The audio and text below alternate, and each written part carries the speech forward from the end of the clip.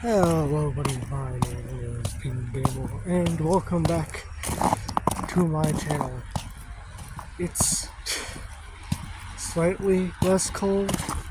I don't know. I don't know how to feel about today. It's just chilly and all that. But I think we're good to start another little chapter piece of the series I'm making, or like my own series, which I believe last time we went over the creation god who wished for only violence and war, but now I think we can transform to something different, which is now we're going to center around the sort of like race of the main character, which is the Patari. So let's go over that. So long after time was created, time, space, reality, people, just existed human beings were formed. Miniature gods is what they could refer to, deities, demigods even, were formulated under the creation god. And most developed like Tulpa, which built like a Tulpa is, it's like the combined concentration of something to make, like, I guess, like, to make something exist. Like how if enough people believe in, like, I don't know, Slender Man or something, he'll randomly appear into a world or something. But, you know, kind of like that. So either way, different gods were built, but different demigods were formulated within this universe. Two of which were formed: the god of mortals and the god of the animorphs, or like of the thespians, I think is what people call. Yeah, so it's like the god of thespians. The two had, of course, formulated a bond, which they made a child, which was against nature's laws, definitely. This child was one of the first of the now known Patari. The Patari is a race that differs between both, like, human and thespian-ish. There are a couple ways to tell when someone is a Patari. First of all, of course, sometimes they will be, like, a bit animalistic, like they will look a bit like an animal.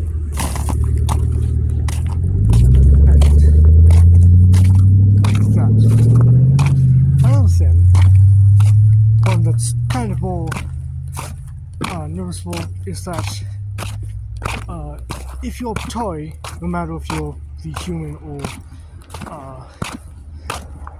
actual, no matter if you're the human looking one or the thespian one, you have clawed hands. Like, you have claws. That's kind of an easy way to differentiate a, like, Patari from a human. But that's dead, but of course, with this strange freak of nature having been made without the direct order of the creation god, it was casted down onto the mortal realm, which then grew up and started to make more. Started to make more and more until, at some point after a couple generations, one of the leaders of the Patali had the smart idea to commit to celibacy, which, if you don't know, is like a sort of life without, like, reproduction, really. Like, you can't reproduce or anything like that. Because the beliefs of, like, your people of some sort. And so thus, the Patali's current, I guess, how the Patali work currently is, how they declared years ago, which was basically they're celibate, and the only way they can really, like, have more of the people is to, like, possibly give a person the blood of chocolate, or just a bit. Because just a drop of Patali blood gives you at least somewhat of a bit of their power, or a bit of their sort of feelings. There's no visual change though, because you weren't born under an actual Patali. So at some point, the Patali had somewhat, like, at some point, there was fighting between bits of the Patali. After a big decision was decided. At some point, the same leader had declared that Patali would be peaceful, would grant no violence, and would not fight back, which wasn't made clear to other Patali until an attack happened, and, well, some fought back. Once the attack was over, there was basically infighting, and thus more tribes than Patali had been made. For they had split up because of, like, disagreements. A newer one that's been made is the one that reside in the area of Valoy, a very pinkish purple lovey-dovey area. Basically known for its beautiful assortment of pink and purple flowers.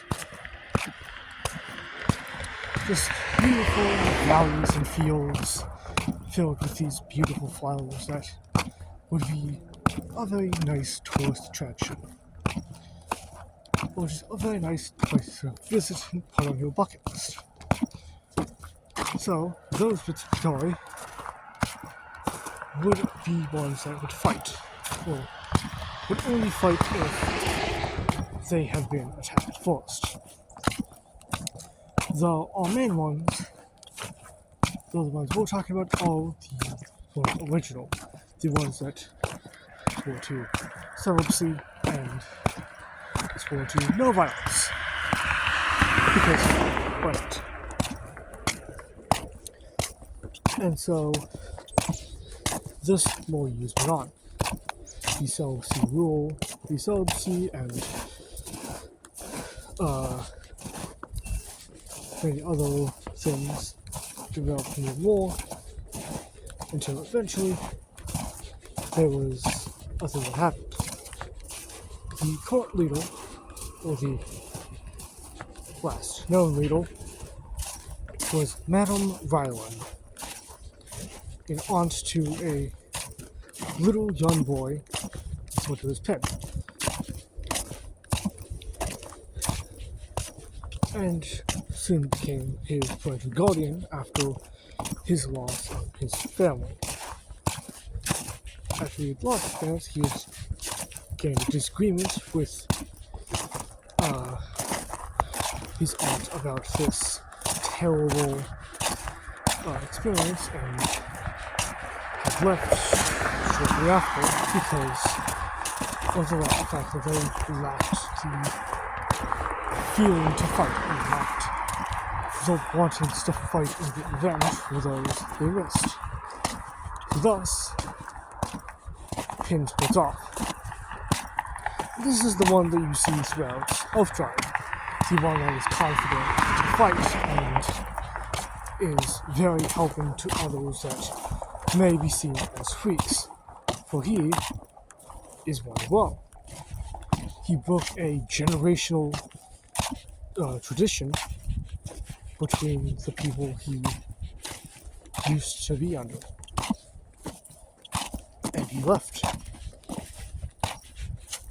He left Innsmouth to fight for freedom, fight for hope.